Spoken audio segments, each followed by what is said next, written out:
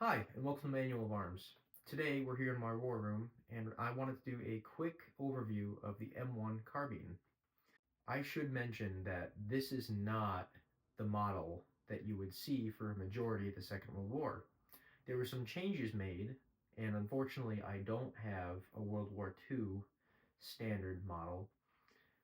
But towards the end of the war, 1944, 1945, a lot of these changes would be enacted, and this is what you would see at the end of the war and into the Korean War. So we'll run with it, and I'll explain the differences as we come to them. This is a handy little carbine, and it was designated for specialty troops. Obviously, the M1 Garand was our primary infantry weapon. However, for artillery, engineers, especially engineers, we wanted something light and maneuverable. And as soon as you pick one of these up, you can see it's very light and very maneuverable.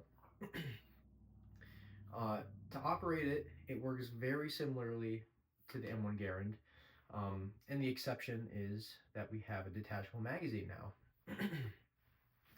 So we'll just ensure the weapon is safe and clear.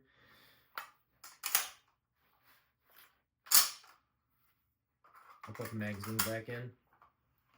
So let's say we have a full magazine. To charge this weapon, all you need to do, pull the bolt back and release.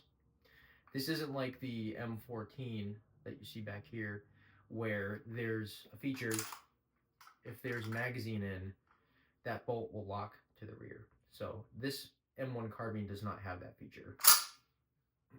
If you wanted to hold the bolt to the rear, there's a little button located right here, very similar to the Ruger Mini 14 if anybody owns those. You pull back, press the button down. It has to hit a certain little divot in the receiver, and it'll hold the bolt open. And again, to release the bolt, all you have to do is pull it to the rear and send it forward.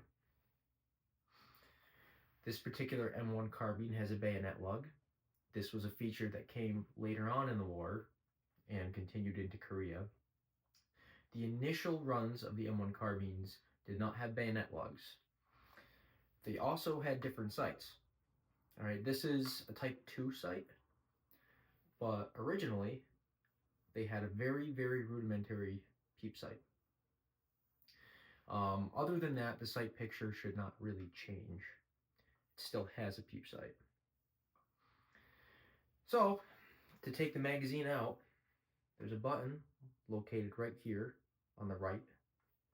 Press it, take the magazine out. The safety, located right here. Now again, I will mention, this is a change that was made to the M1 carbine during the late war and again into Korea. There's a little lever here. This is safe. This is fire.